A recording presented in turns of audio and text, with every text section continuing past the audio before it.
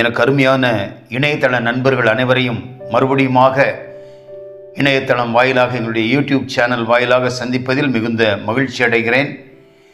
இப்போதும் இந்த ஆண்டின் லெந்து காலங்களை நாம் நெருங்கி கொண்டிருக்கிறோம்.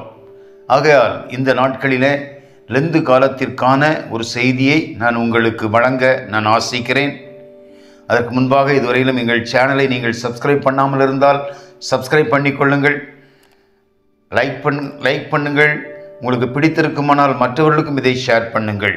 நிறைய செய்திகள் உண்டு, நிறைய பாடல்கள் உண்டு. எல்லாவற்றையும் நீங்கள் கேட்டு மகிழுங்கள். கர்த்தர் உங்கள் யாவரையும் ஆசீர்வதிப்பாராக. இந்த நாளிலும் இந்த ஆண்டின் இந்த லெந்து காலத்திற்கென்று நான் உங்களோடு கூட பேசுவதற்காக எடுத்திருக்கிற ஒரு தலைப்பு என்னவென்றால், ஒருங்கிணைக்கும் பாடுகள். Let your pains draw you closer to others. நம்முடைய பாடுகளின் நிமித்தமாய் நாம் மற்றவர்களோடு இணைக்கப்படுகிறோம், ஒருங்கிணைக்கப்படுகிறோம் என்பதுதான் இன்றைய தலைப்பு. பொதுவாக பாடுகளை குறித்து தவறான கண்ணோட்டத்துடனேயே நாம் வாழ்ந்து கொண்டிருக்கிறோம். ஒரு பாடு வந்தது அப்படின்னாக்கா அந்த பாடை விட்டு நாம் எப்படியாச்சும் வெளியே வந்துடணும், அந்த பாடு மாறணும் அப்படின்னு தான் நாம் முயல்கிறோம், ஜெபிக்கிறோம். காரணம், பாடுகள் வழியாக கடந்து வர நம் உலக வாழ்க்கை நம்மை அனுமதிப்பதில்லை. ஆனால் பாடுகள் வழியாகத்தான் கடவுள் நமக்கு அநேக பாடங்களை கற்றுத்தர விரும்புகிறார் என்பதை நம்மில் எத்தனை பேர் உணர்ந்திருக்கிறோம்? சற்று சிந்தித்து பார்க்க வேண்டும். நம்ம பசங்களுக்கு பள்ளிக்கூடத்துக்கு போனனாலே அது ஒரு பாடுகளாக தான் தெரியுது. காரணம் என்னென்னா, ஹோம்ஒர்க் போடணும், விளையாட முடியாது, இதெல்லாம் அவர்களுடைய எண்ணம். ஆனால் அந்த பாடுகள் வழியாகத்தான் எத்தனையோ பேர் இன்று உயர்ந்த நிலையில் அமர்ந்திருக்கிறீர்கள். பெற்றோராக நீங்கள் எவ்வளவோ பாடுகளை அனுபவித்தது நிமித்தமாகத்தான் உங்களுடைய பிள்ளைகள் உங்களை காட்டிலும் நன்றாக அதிகமாக படித்து உயர்ந்த நிலையில் அமர்ந்திருக்கிறார்கள். ஆண்டவராகிய இயேசு கிறிஸ்துவை யாரும் குறை கூறுவதே இல்லை. குறை கூறுபவர்கள் ஒருவரையும் காண முடியாது. அவரது பாடுகள் தான் அவரோடு நம்மை இணைத்திருக்கிறது, ஒருங்கிணைத்திருக்கிறது என்பதை நாம் உணர வேண்டும். அவர் மாத்திரம் சிலுவை பாடுகளை ஏற்றிராவிட்டால் கிறிஸ்மஸும் இல்லை, ஈஸ்டரும் இல்லை. நாம் எல்லாருமே ஆளுக்கு ஒரு கோயிலை கட்டி விக்கிரகங்களை கையில் வச்சுக்கிட்டு நாம் எதையோ நாம் வணங்கி கொண்டு உட்கார்ந்திருப்போம். ஆனால் இயேசுவின் பாடுகள் அகில உலக திருச்சபை என்ற ஒரு ஒருங்கிணைப்பை நமக்கு தந்திருக்கிறது. இயேசுவின் சிலுவை பாடுகள் இல்லாவிடில் மீட்பு இல்லை. இயேசுவின் பாடுகள் இல்லாவிடில் ஐக்கியம், அந்யோன்யம் இல்லை. ஆகவேதான் இயேசுவின் பாடுகள் உள்ளடக்கிய அவரது மலை பிரசங்கத்தை நாம் பாக்கிய வசனங்கள் என்று அழைக்கிறோம். ஆனால் அந்த பாடுகளை ஏற்க மறுத்து புலம்பி திரிகிறதைத்தான் நாம் உலக வாழ்க்கையில் நாம் கண்டு கொண்டிருக்கிறோம். நம்முடைய சபைகளை எடுத்துக்கொள்ளுங்கள், எவ்வளவோ பாடுகளை சந்திக்க நேரிடுகிறது. சபை தலைவர்களுக்கு பாடுகள், ஆயர்களுக்கு பாடுகள், நிர்வாகிகள் பொறுப்பாளர்களுக்கு பாடுகள், ஏன் சபை விசுவாசிகளுக்கும் பாடுகள் தான். இன்னைக்கு ஆராதனை நடத்துகிறவருக்கு கூட பாடுகள் தான். ஒரு பழமொழி அறிஞ்சிருப்பீங்க, முதுகில் டின் கட்டிடுவாங்க சொல்லு கேட்டிருக்கோம். அதே மாதிரி இன்னைக்கு நம்ம சபைகளுக்குள்ள இருந்தால் கூட நம்ம முதுகில் டின் கட்டி விட்டுடுறாங்க. அப்படிப்பட்ட சூழ்நிலைகளில் தான் நாம் இன்னைக்கு ஆலயத்துக்குள்ள நிர்வகிக்கிறோம், ஆலய ஆராதனைகளில் கலந்து கொள்ளுகிறோம். இதை நாம் மறுக்க முடியாது. இன்னைக்கு குடும்பங்களுக்குள்ளேயும் சபைகளுக்குள்ளேயும் சமுதாயத்துக்குள்ளும் ஏன் ஒருங்கிணைப்பு இல்லை அப்படின்னு சொன்னாக்கா, நாம் எல்லா சூழ்நிலைகளிலும் பிரிந்து கிடக்கிறோம், அடுத்ததாக பிரித்து ஆளப்படுகிறோம். இதை நாம் களைய வேண்டும். இந்த ஆண்டில் இந்த லெந்து காலம் நமக்கு இந்த ஆண்டில் பிரதானமாக போதிக்க போவது என்னவென்றால், நமக்குள் ஒரு ஒருங்கிணைப்பு தேவை. அந்த ஒருங்கிணைப்பு எப்படி வரும்? அதுதான் இன்றைய நம்முடைய சிந்தனை. அதாவது பாடுகளை ஏற்றுக்கொள்ள நாம் ஒப்பு கொடுக்கும் போதுதான் நமக்குள் ஒரு ஒருங்கிணைப்பு வரும். ஆகையால் தான் இந்த நாளின் அந்த தலைப்பு, நம்முடைய பாடுகள் நம்மை மற்றவர்களோடு ஒருங்கிணைக்கும் என்பதை என்ற கருத்தை உள்ளடக்கி இருக்கிறது. இன்னைக்கு 4 பேர் உங்களை தூற்றுனாங்க அப்படின்னு சொன்னாக்கா நீங்க அவங்கள போற்றுங்க. சரிதானா? ஏன்னா உங்களைத்தான் கடவுள் அப்படிப்பட்ட மக்கள் மத்தியிலேயே ஒரு ஒருங்கிணைப்பாளராக நியமிக்க போகிறார். அதை உணராதவராகத்தான் அதை உணர்ந்தவராகத்தான் பவுலடிகளார் புத்தி இல்லாத மக்களாக அமர்ந்து ஆராதித்து கொண்டிருந்த ஒரு சபைக்கு அவர் என்ன எழுதுறாரு பாருங்க. கலாத்தியர் எழுதின நிருபம் 6ஆம் அதிகாரம் 2ஆம் வசனம் சொல்லுகிறது, ஒருவர் பாரத்தை ஒருவர் சுமந்து இப்படியே கிறிஸ்துவினுடைய பிரமாணத்தை நிறைவேற்றுங்கள். Share each others burdens and in this way obey the law of Christ.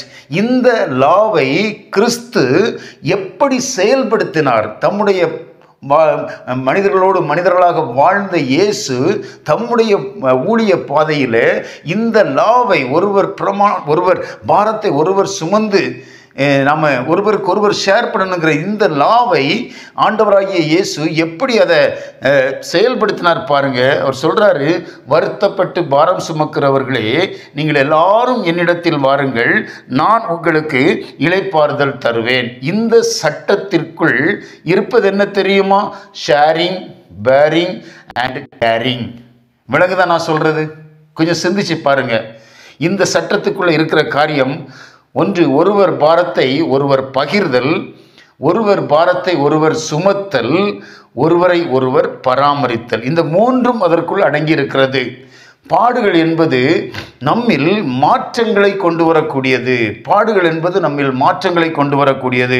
பாடுகள் நம் சுயத்தை, செல்ஃப் சென்டர்ட்னஸ், இன்னைக்கு அப்படிப்பட்ட சூழ்நிலையில் தான் நம்ம வாழ்ந்து கொண்டிருக்கிறோம்.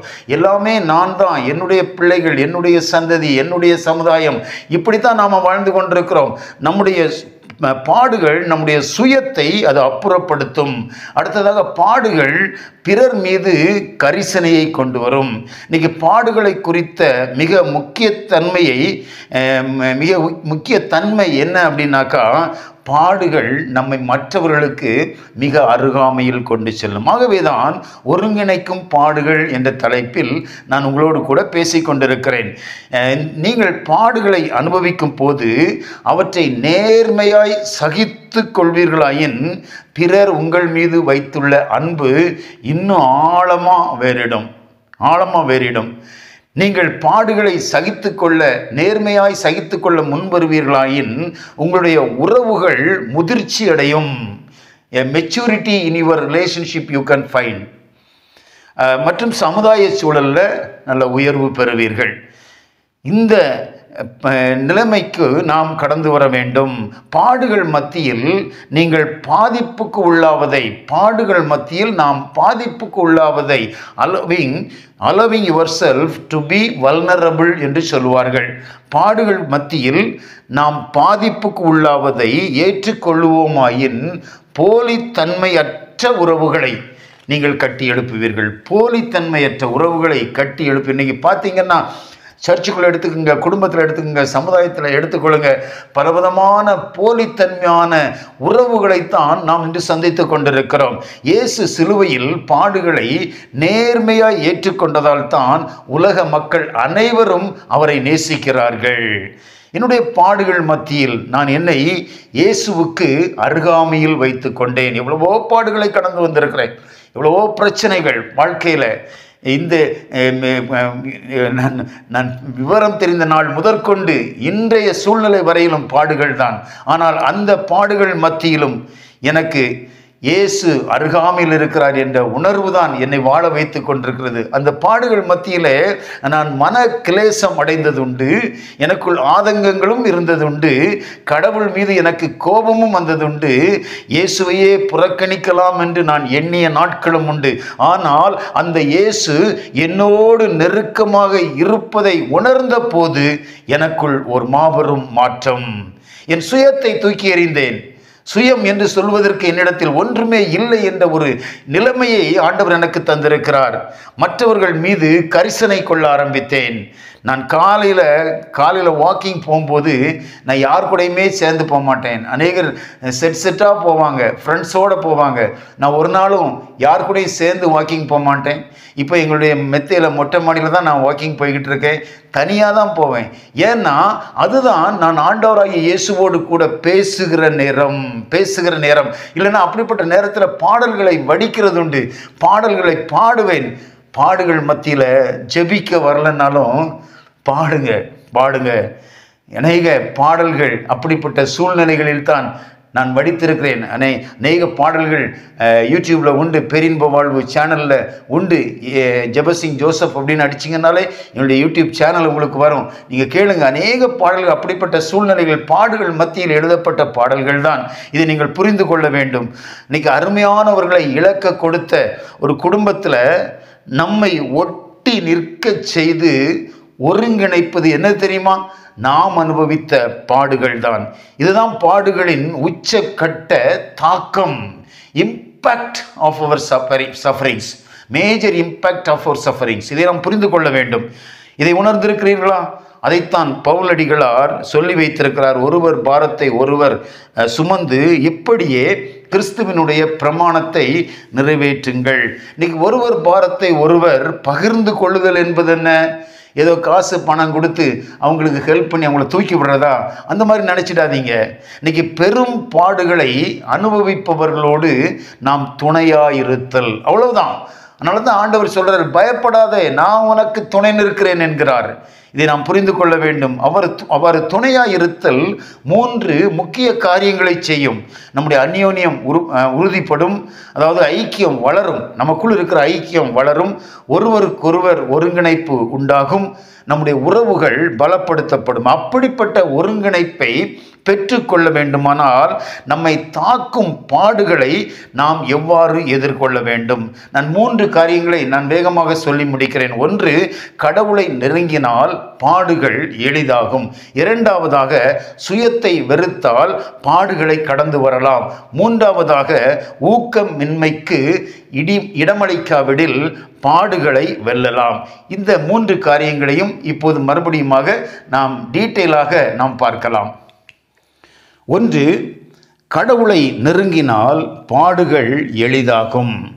தான் சிலுவையில் அனுபவிக்க போகும் பாடுகள் எப்படிப்பட்டது என்பது இயேசுவுக்கு தெரியும். பேஷன் ஆஃப் கிரைஸ்ட், இதுவரை யாருமே உலகத்தில் எதிர்கொண்டிராத பாடுகள் என்பதை சரித்திரம் தெளிவாய் நமக்கு உணர்த்துகிறது. பாடுகளை கண்டு இயேசு தயங்கியது உண்மைதான். பாடுகளை கண்டு இயேசு தயங்கியது உண்மைதான். ஆனால் பாடுகளை அவர் தடங்கலாக எண்ணாமல் அவரால் எளிதாக ஏற்றுக்கொள்ள முடிந்ததற்கான ரகசியம் என்ன? நாம் சிந்திக்க வேண்டும். இறைமைந்தன் மனுமைந்தனாக சிலுவையில் பாடுகளை அனுபவிக்கும் பொழுது அவர் கடவுளோடு, தம் தந்தையாகிய பிதாவோடு நெருங்கிய தொடர்பில் இருந்தார். அந்த பாடுகளின் மத்தியிலும் கடவுளோடு, தம்முடைய பிதாவாகிய தந்தையோடு அவர் தொடர்பில் இருந்தார் என்பதை அவர் சிலுவையில் மொழிந்த அந்த 7 வார்த்தைகளும் நமக்கு தெளிவாய் உணர்த்துகிறது. 1வது வார்த்தை, 4வது வார்த்தை, 7வது வார்த்தை. இந்த 3ம் பாடுகள் மத்தியிலும் கடவுள் தம்முடைய பிதாவாகிய கடவுளோடு, பிதாவாகிய தகப்பனோடு அவர் நெருக்கமாக இருந்ததை உணர்த்துகிறது. என்னுடைய பிரதான கேள்வி என்னவென்றால், பாடுகள் மத்தியில் நீங்கள் யாரோடு நெருக்கமாய் இருக்க போகிறீர்கள்? இன்னைக்கு பவுலடிகளாருடைய அனுபவத்தை பார்த்தீங்கன்னா 2 கொரிந்தியர் 1ஆம் அதிகாரம் 8 முதல் 10 வசனங்களை எடுத்து நீங்கள் வைத்து தியானியுங்கள். அங்கே அவர் சகோதரிகளை குறித்து சகோதரிகளுக்கு சொல்லுவது என்னவென்றால், ஆசியாவில் எங்களுக்கு நேரிட்ட உபத்திரவத்தை நீங்கள் அறியாதிருக்க எங்களுக்கு மனதில்லை. நம்முடைய பாடுகளின் மத்தியில் நாம் கடந்து வந்த விதங்களை நாம் மற்றவர்களோடு ஷேர் பண்ணுறது தான் விட்னஸ். அதன் மூலமாக நாம் மற்றவர்களை ஆண்டவரோடு கூட இணைக்க முடியும், ஒருங்கிணைக்க முடியும். அவர்களும் நம்மோடு கூட ஒருங்கிணைவார்கள் என்பதுதான் பவுலடிகளாருடைய இந்த கடிதத்தில் எழுதப்பட்ட காரியத்தின் முக்கிய கருத்து. அங்கே அவர் சொல்லுகிறார், என்னவெனில் பிழைப்போம் என்கிற நம்பிக்கை அற்றுப்போகத்தக்கதாக எங்கள் பலத்திற்கு மிஞ்சின அதிக பாரமான வருத்தம் எங்களுக்கு உண்டாயிற்று. அதை தொடர்ந்து சொல்லுகிறார், நாங்கள் அப்படிப்பட்ட சூழ்நிலைகளில் நாங்கள் எங்கள் மேலே நம்பிக்கை வைக்கலையா, நாங்கள் மரித்தோரை எழுப்புகிற பிதாவாகிய தேவன் மேலே தான் நாங்கள் நம்பிக்கையாக இருந்தோம். மரணம் வரும்னு சொல்லி நாங்கள் நிச்சயித்து தான் இருந்தோம். ஆனாலும் எங்கள் நம்பிக்கை மரணத்திலிருந்து மரித்தோரிலிருந்து எழுப்புகிற கடவுள் மேலே தான் எங்களுடைய நம்பிக்கை இருந்தது என்று அவர் சொல்லுவார். இதனுடைய அர்த்தம் என்னவென்றால், செத்தாலும் பரவாயில்லையா, எங்கள் நம்பிக்கை எங்கள் ஆண்டவர் மேலே தான். இதுதான் அவருடைய நம்பிக்கை, அந்த பற்றுறுதியின் அந்த முழுமையான காரியம் என்பதை நாம் புரிந்து கொள்ள வேண்டும். அப்படிப்பட்ட மரணத்தின் அவர் சொல்கிறார், இந்த கடிதத்தில் எழுதும்போது சொல்கிறாரு பாருங்க, அப்படிப்பட்ட மரணத்தினின்றும் அவர் எங்களை தப்புவித்தார், இப்பொழுதும் தப்புவிக்கிறார், இன்னும் தப்புவிப்பார். இந்த 3 காலங்களையும் கொண்டு வந்து அவர் எழுதுகிற விதம் எவ்வளோ அருமையாக இருக்குது. நன்றாக சிந்தித்து பார்க்க வேண்டும். பாடுகள் வரும்போது நாம் கடவுளையே நோக்கி ஓட வேண்டும். இதைத்தான் கிறிஸ்துவின் சிலுவை பாடுகள் நமக்கு உணர்த்துகிறது.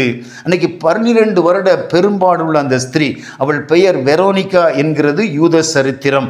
அவள் இயேசுவை நெருங்கினாள், இயேசுவுக்கு அருகாமையில் வந்தாள். அவள் பாடுகள், அதன் நிமித்தமாக அவளுடைய பாடுகள் எளிதானது மட்டுமல்ல, இரத்தம் வடிந்த இயேசுவின் முகத்தை மெல்லிய துணியால் துடைத்துவிடும் பாக்கியத்தை பெற்றாள் என்கிறது ரோமன் கத்தோலிக்க சபை. தாவீதினுடைய அனுபவம் அதுதான். சங்கீதம் 16:8 வாசிக்கிறோம், கர்த்தரை எப்பொழுதும் எனக்கு முன்பாக வைத்திருக்கிறேன், அவர் என் வலது பார்சத்தில் இருக்கிறபடினால் நான் அசைக்கப்படுவதில்லை. அந்த சங்கீதத்தினுடைய தலைப்பு என்னன்னு பார்த்துருக்கீங்களா? 16ஆம் சங்கீதத்துக்கு கொடுக்கப்பட்டிருக்கிற ஒரு தலைப்பு பாருங்க, தாவீது எழுதின மிக்தாம் என்னும் பொற்பனதி கீதம். இந்த பொற்பனதி கீதம் அப்படின்னா என்ன அர்த்தம்னா, உண்மையான தொழுகையின் கீதம், தொழுகையின் பாடல். உங்களுடைய அனுபவம் என்னவாய் இருக்க போகிறது? சிந்தித்து பார்க்க வேண்டும். கடவுளை நெருங்கி வாருங்கள், உங்கள் பாடுகள் எளிதாகும். நாம் அனைவரும் ஒருங்கிணைக்கப்படுவோம். இரண்டாவதாக சுயத்தை கடந்து வருதல். சுயத்தை வெறுத்தால் பாடுகளை கடந்து வரலாம். சுயத்தை வெறுத்தால் பாடுகளை கடந்து வரலாம். இன்றைக்கி சர்ச்சஸில் பாருங்கள், சுயவெறுப்பு கவர் கொடுக்குறோம், சுயவெறுப்பு உண்டியல் கொடுக்குறோம், சுயவெறுப்பு பிடியரிசி பையெல்லாம் கொடுக்குறோம், சுயவெறுப்பு வாழ்க்கையையும் நாம் அனுசரிக்கிறோம். இவைதான் லெந்து கால அனுசரிப்பின் பிரதான அடையாளங்களாக இருக்கின்றன. ஆனால் சுயவெறுப்பு என்பது என்ன என்பதை நாம் இன்னமும் புரிந்து கொள்ளாதவர்களாகத்தான் வாழ்ந்து கொண்டிருக்கிறோம். அந்த சுயவெறுப்பு தான் நம்முடைய பாடுகளை கடந்து வருவதற்கான பிரதான காரியம் என்பதை நாம் புரிந்து கொள்ள வேண்டும். ஆனால் இந்த அடையாளங்களையே பிரதான காரியங்களாக நாம் எண்ணிக்கொண்டிருக்கிறோம். அப்படியானால் எது சுயம்? நல்ல அருமையான ஒரு பாடல் உண்டு. சுயம் என்னில் சாம்பலாய் மாற சுத்தாவியே ஆனல் மூட்டும், ஜெயம் பெற்று மாமீசம் மாய தேவா அருள் செய்குவீர். சுயம் என்பது நம்முடைய மாம்சீக கிரியைகள் என்பதை இந்த பாடல் நமக்கு தெளிவாய் உணர்த்துகிறது. இந்த பாடலை நானும் யூடியூப்பில் பாடி ஏற்றியிருக்கிறேன். அதே பழைய இசையோடு கூட ஏற்றியிருக்கிறோம். அதையும் நீங்கள் கேட்டு பார்த்து மகிழுங்கள். இன்றைக்கி நாம் சந்திக்கும் பாடுகளை நாம் கடந்து வர முடியாமல் தவிப்பதற்கு காரணம் என்ன தெரியுமா? நான் என்ற ஆணவம், ஈகோயிசம் என்று சொல்லுகிறோம். நம்முடைய மாம்சீக சிந்தைகள், நம்முடைய மாம்சீக எண்ணங்கள். இதில் இன்றைக்கு இந்த ஆண்டு, இந்த லெந்து காலத்தில் உங்களுக்கு ஒரு மாற்றம் தேவை. அதைத்தான் நாம் சுய சீர்திருத்தம் என்கிறோம். ரோமருக்கு எழுதின நிருபம் 8ஆம் அதிகாரத்தில் பவுலடிகளார் சுயம் என்பது மாம்சத்துக்கு உட்பட்ட வாழ்க்கை, சுய வெறுப்பு என்பது ஆவிக்கு உட்பட்ட வாழ்க்கை என்று வசனம் 9 அவர் சொல்லுகிறார். மாம்சத்துக்கு உட்பட்டவர்களாய் இருந்து இந்த இடத்தில் நாம் ஆண்டவரை ஆராதித்து கொண்டிருப்போமானால், எந்த இடத்திலானாலும் சரி, உங்கள் இல்லத்திலானாலும் சரி, உங்கள் ஆலயத்திலானாலும் சரி, மாம்சத்துக்கு உட்பட்டவர்களாக நாம் அமர்ந்து ஆராதித்து கொண்டிருப்போமானால் நாம் ஆண்டவரை வணங்கவில்லை, டெவிலை தான், பிசாசை தான் நாம் வணங்கி கொண்டிருக்கிறோம் என்று அர்த்தம். we are worshipping devil in a sad stage of deadnessல தான் நம்ம ஆராதித்து கொண்டிருக்கிறோம். இது என்ன அர்த்தம் அப்படின்னா, அன்னைக்கு நாம் ஆராதிக்கும் ஆலயத்துக்குள் பிசாசு சிங்காசனம் விட்டிருப்பானாம். உண்மையான சாட்சிகளாகி ஆண்டவருடைய பிள்ளைகள் ஒரு ஓரமாக உட்கார்ந்துக்கிட்டு இருப்பாங்களா? இதனோட அர்த்தம் என்னென்னா, நம்ம ஆராதிக்கிற ஆலயத்துக்குள்ளே பிசாசும் இருக்கிறான், ஆனால் பிசாசு சிங்காசனம் போட்டு உட்கார்ந்துக்கிட்டு இருப்பானா, இயேசு ஒரு ஓரமாக உட்கார்ந்துக்கிட்டு இருப்பார். வெளிப்படுத்தின விசேஷம் 2ஆம் அதிகாரம் 12 முதல் 17 வசனங்கள் பெர்கமு சபைக்கு எழுதப்பட்ட அந்த வார்த்தைகளை நீங்கள் படித்து பாருங்கள், புரிந்து கொள்ளுவீர்கள். வசனம் 12-13, வெளிப்படுத்தல் 2:12-13 சொல்லுது, இன்னைக்கு செத்தவங்களா, செத்த நிலையில் மாம்சீக சிந்தையோட சுய ஆசாபாசத்தோட ஆராதிச்சிங்கன்னா நீங்கள் பிசாசை ஆராதிக்கீங்கன்னு தான் அர்த்தம். அதனால தான் இயேசு சொல்கிறாரு, வெளிப்படுத்தல் 2:16 அது பெருகமும் சபைக்கு மட்டும் சொல்லப்படலை, இன்னைக்கு நம்முடைய சபைகளுக்கும் அதுதான் சொல்லப்படுகிறது. நீ மனம் திரும்பு. அதனால தான் பவுலடிகளார் சொல்கிறாரு, ரோமர் 8:11 சொல்கிறாரு பாருங்க, அன்றியும் இயேசுவை மரித்தோரில் இருந்து எழுப்பினவருடைய ஆவி வாசமாயிருந்தால் நீங்கள் ஆராதிக்கிற சபைக்குள் மரித்தோரிலிருந்து இயேசுவை எழுப்பினவருடைய ஆவி உங்களுடைய ஆலயத்தில் குடிகொண்டிருக்குமானால், வாசமாயிருக்குமானால், உங்களில் வாசமாயிருக்கிற தம்முடைய ஆவியினாலே சாவுக்கு ஏதுவான உங்கள் சரீரங்களை ஆண்டவர் உயிர்ப்பிப்பாராம். நீங்கள் செத்த நிலையில் உட்கார்ந்து ஆண்டவரை ஆராதிக்க மாட்டீங்க, செத்த நிலையில் உட்கார்ந்து ஆண்டவரை ஆராதிச்சுக்கிட்டு இருக்க மாட்டீங்க. ஆண்டவருடைய ஆவி செத்து போய் இருந்து ஆண்டவரை ஆராதித்து கொண்டிருக்கிற உங்களுடைய சரீரங்களை அந்த ஆவி உயிர்ப்பிக்குமாம். எத்தனை அருமையான வார்த்தைகள் பாருங்கள். இந்த லெந்து காலத்தில் இந்த வார்த்தைகளை நீங்கள் உங்களுக்கு சொந்தமாக்கி கொள்ள வேண்டும். கிறிஸ்துவின் வெற்றியை அனுபவிக்க அவர் நமக்கு தருகிற அழைப்பு என்ன தெரியுமா? தன்னைத்தான் வெறுக்க வேண்டும். சுயத்தை வெறுத்தால் பாடுகளை கடந்து வரலாம். அப்படிப்பட்ட ஒரு சுய சீர்திருத்தத்திற்கு நீங்கள் இன்று உங்களை ஒப்புக் கொடுப்பீர்களா? மூன்றாவதாக பார்க்கிறோம், ஊக்கமின்மைக்கு இடமளிக்காவிடில், ஊக்கமின்மைக்கு உங்களை டிஸ்கரேஜ் பண்ணுறவங்களுக்கு நீங்கள் இடமளிக்கவில்லை என்றால் பாடுகளை வெல்லலாம். இதுவரை 2 காரியங்களை உங்களுக்கு சொன்னேன். கடவுளை நெருங்கினால் பாடுகள் எளிதாகும். 2வது, சுயத்தை வெறுத்தால் பாடுகளை கடந்து வரலாம். இதையெல்லாம் ஈஸியாக செய்திடுவோங்க. ஆனால் இந்த 3வதுல தான் நாம் இன்றைக்கி மாட்டிக்கிறோம். இன்றைக்கி பார்த்திங்கன்னா, கூட இருந்தே குழி பறிக்கிறதுக்குன்னு ஒரு கூட்டம் நம்ம கூடவே இருக்கும். பார்த்துருக்கீங்களா? எல்லாருக்கும் இந்த அனுபவம் இருக்கும் கண்டிப்பாக. கூட இருந்தே குழி பறிக்கிறதுக்குன்னு ஒரு கூட்டம். நாம் எதை செய்தாலும் டிஸ்கரேஜ் பண்ணுவான். நாம் எதை செய்தாலும் மற்றவங்ககிட்ட போய் குற்றப்படுத்தி தான் சொல்லுவான். நல்லதெல்லாம் சொல்லவே மாட்டான், மறைச்சிடுவான். இன்றைக்கி யோபுவினுடைய வாழ்க்கையில் நடந்தது அதுதாங்க. கர்த்தர் கொடுத்தார், கர்த்தர் எடுத்தார், கர்த்தருக்கு ஸ்தோத்திரம் அப்படின்னு சொல்லித்தான் யோபு தன்னுடைய பாடுகளை ஏற்றுக்கொண்டார். அவர் சகித்தார். ஆண்டவர்கிட்ட புலம்பினார். ஆனால் வந்தானுங்க பாருங்க, 3 பேர் நண்பர்கள்னு சொல்லிட்டு 3 பேர் வந்தான் பாருங்க. யோபு 25 அந்த சூகியனான பில்தாத் சொல்லுவான், நீ ஒன்றும் நீதிமான் கிடையாது. யோபுவை பார்த்து சொல்கிறான், நீ ஒன்றும் நீதிமான் கிடையாது. ஆனால் ஆண்டவர் இந்த யோபுவின் சரித்திர புத்தகம் ஆரம்பிக்கும் போது யோபுவுக்கு ஒரு சர்டிஃபிகேட் அங்கே தொங்க விட்டுருக்கிறாரு பாருங்க.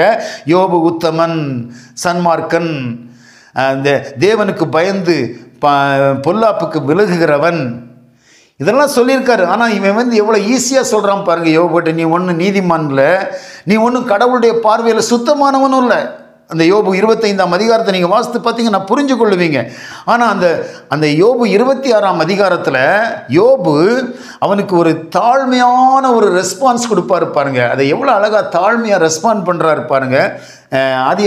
யோபுவின் புத்தகம் 26 2 பார்க்குறோம்.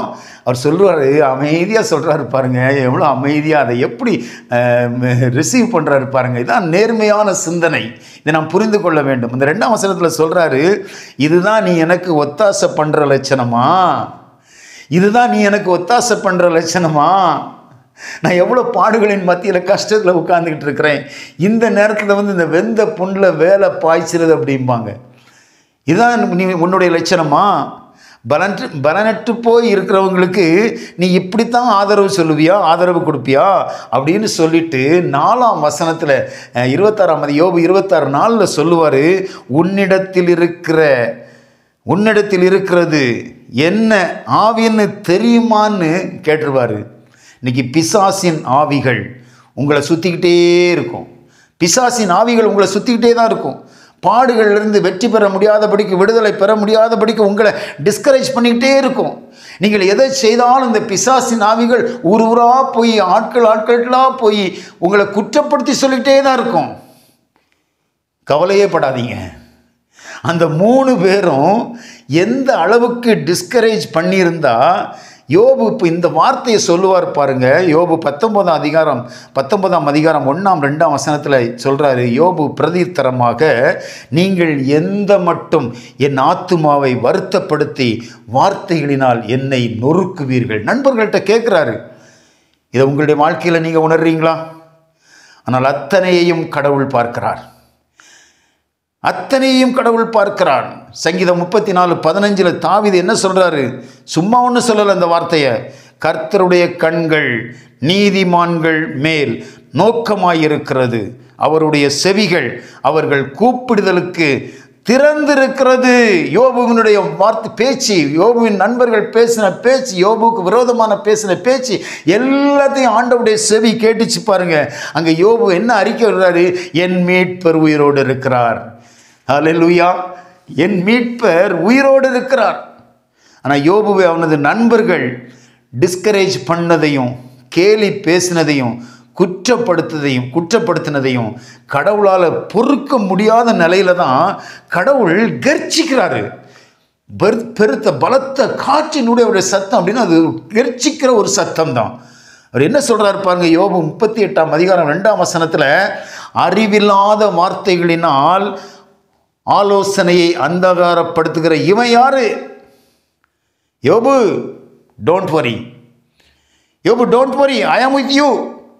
அவனுங்க உன்னோட வழக்காடலை, உன்னைய குற்றப்படுத்தலை. அவனுங்க போராடினதெல்லாம் என்னோட, அவனுங்க குற்றப்படுத்தினதெல்லாம் என்னைய தான் அப்படின்னு ஆண்டவரே கர்த்தரே சொல்கிறார். யோபு 40ஆம் அதிகாரம் அந்த 2ஆம் வசனத்தில் சொல்கிறத நாம் புரிந்து கொள்ள வேண்டும். இன்னைக்கு எத்தனை பாடுகள் வந்தாலும் ஊக்கமின்மைக்கு இடமளிக்காமல் சிலுவை பாடுகளில் வெற்றி சிறந்த கிறிஸ்து என்னை பலப்படுத்துவார் என்ற நம்பிக்கையோடு உழையுங்கள். இதைத்தான் பவுலடிகளார் சிறைச்சாலையிலிருந்து பிலிப்பு சபை மக்களுக்கு எழுதுறாரு. சிறைச்சாலைக்குள்ளேருந்து எழுதுறாரு, என்னை பலப்படுத்துகிற கிறிஸ்துவினாலே எல்லாவற்றையும் செய்ய எனக்கு பலனுண்டு, வெற்றி உங்களதே. அந்த நம்பிக்கையோடு வெற்றி சிறந்த சிலுவையின் பாடுகளின் மத்தியிலே வெற்றி சிறந்த கிறிஸ்துவின் வலிமையோடு வல்லமையோடு நீங்கள் உழையுங்கள், வெற்றி உங்களதே. ஜெய் இயேசு நாம். Now I am going to conclude. பாடுகள் சகஜம். பாடுகள் இல்லாத மனிதர்கள் எவரும் இல்லை. நீங்கள் பாடுகளை அமைதியோடு சகிக்க பழகுங்கள். அது உங்களை மற்றவர்களுக்கு அருகாமையில் கொண்டு செல்லும். அதுதான் உங்களை மற்றவர்களோடு ஒருங்கிணைக்கும். உங்கள் எல்லாரையும் கிறிஸ்துவோடு ஒருங்கிணைக்கும். இதை நாம் புரிந்து கொள்ள வேண்டும். இயேசுவின் சிலுவை பாடுகள் தான் அகில உலக திருச்சபை என்ற அழகான ஒருங்கிணைப்பை நமக்கு தந்திருக்கிறது. அப்படிப்பட்ட ஒருங்கிணைப்பை பெற பாடுகளை நாம் எவ்வாறு எதிர்கொள்ள வேண்டும்? கடவுளை நெருங்குங்கள். பாடுகள் எளிதாகும். சுயத்தை வெறுத்து விடுங்கள். பாடுகளை கடந்து வந்து விடலாம். ஊக்கமின்மைக்கு ஒருபோதும் இடம் கொடாதிருங்கள். பாடுகளை நீங்கள் வென்று விடலாம். கர்த்தர் தாமே இந்த லெந்து காலங்களில் நீங்கள் கேட்கப் போகும் மற்ற செய்திகள் அனைத்தையும் உங்களுக்கு ஆசீர்வதித்து தருவாராக. வருகின்ற நாட்களிலே நாங்கள் இந்த ஆண்டில் ஒவ்வொரு வார்த்தையையும், ஒவ்வொரு சிலுவை வார்த்தையையும் சுருக்கமாக 7 வார்த்தைகளையும் நாங்கள் வழங்க இருக்கிறோம். அதையும் நீங்கள் கேட்டு பிரயோஜனப்படுங்கள். தேவாலயங்களில் பெரிய வெள்ளிக்கிழமை ஆராதனைகளில் நீங்கள் அந்த வார்த்தைகளை பிரசங்கிக்கும் முன்பாக எங்களுடைய இந்த சேனலில் இதையும் நீங்கள் பார்த்து மகிழுங்கள், கேட்டு மகிழுங்கள். உங்களுக்கு மிகுந்த பிரயோஜனமாக இருக்கும். எங்களுடைய ஊழியங்களுக்காக நீங்கள் ஜெபித்து கொள்ளுங்கள். கர்த்தர் உங்கள் யாவரையும் ஆசீர்வதிப்பாராக. ஒரு நிமிடம் தலைகளை தாழ்த்தி நாம் ஆண்டவரை நோக்கி பார்ப்போம். எங்களை நேசிக்கிற நல்ல ஆண்டவரே, இந்த அருமையான இந்த பொழுதுக்காக நன்றி செலுத்துகிறோம். ஆண்டவரே, நாங்கள் இந்த ஆண்டில் ஆண்டவரே எதிர்கொள்ளுகிற இந்த லெந்து காலங்களில் எங்களை நாங்கள் உமக்கென்று அர்ப்பணித்து கொள்ளத்தக்கதான ஒரு செய்தியை நாங்கள் வழங்கியிருக்கிறோம். ஆண்டவரே, இதை கேட்கிற ஒவ்வொரு பிள்ளைகளுக்கும் இது மிகுந்த ஆசீர்வாதத்தை கொண்டு வரட்டும். திருச்சபைகளிலும் குடும்பங்களிலும் இன்னும் தகப்பனே பலவித சமுதாயத்திலும் ஆண்டவரே பல ஊழிய பாதைகளிலும் ஆண்டவரே உமக்காக ஓடிக்கொண்டிருக்கிற உம்முடைய பிள்ளைகள் அனைவருக்கும் இந்த செய்தி ஒரு ஆற்றல் மிக்க ஒரு செய்தியாய், உம்முடைய வலிமையை கொடுக்கக்கூடிய ஒரு செய்தியாய், அனைவரையும் உமக்குள் ஒருங்கிணைக்கக்கூடிய ஒரு செய்தியாய் இதை காணப்படட்டும். பலவிதமான பிரச்சனைகள், நோவுகள், இழப்புகள் மத்தியிலே அங்கலாய்ப்போடு அமர்ந்து இதை கேட்டுக்கொண்டிருக்கிற உடைய பிள்ளைகளை உடைய கரத்தில் ஒப்புக் கொடுக்கிறேன். ஆண்டவரே, நீர் உடைய திருக்கரத்தால் ஏந்தி உடைய பிள்ளைகளுக்கு உடைய ஆசீர்வாதத்தை தாரும். நீரே பலப்படுத்தும், ஆசீர்வதியும். இந்த நாளிலும் இந்த லெந்து காலங்களை அனுசரிக்கிற எல்லா திருச்சபைகளும் ஆசீர்வதிக்கப்படுவதாக. இந்த நாளின் செய்திகளை கேட்கிற உடைய விசுவாசிகள் ஒவ்வொருவரும் ஆசீர்வதிக்கப்படுவாராக. எங்களையும் அப்படியே உடைய கரத்தில் ஒப்புக் கொடுக்கிறோம். மறுபடியும் உடைய பிள்ளைகளை இந்த இணையதளம் வாயிலாக சந்திக்க ஆண்டவர் நீர் கொடுத்த மகாபெரிய கிருபைகளுக்காக நன்றி செலுத்துகிறோம். நீரே பொறுப்பேற்றுக் கொள்ளும், ஆசீர்வதியும், பலப்படுத்தும். கனம், துதி, மகிமை அனைத்தும் உமக்கே சொந்தம். இயேசுவின் மூலம் ஜெபம் கேளும் நல்ல பிதாவே. ஆமேன், ஆமேன். God bless you. என்னுடைய ஊழியங்களுக்காக நீங்கள் ஜெபித்துக் கொள்ளுங்கள்.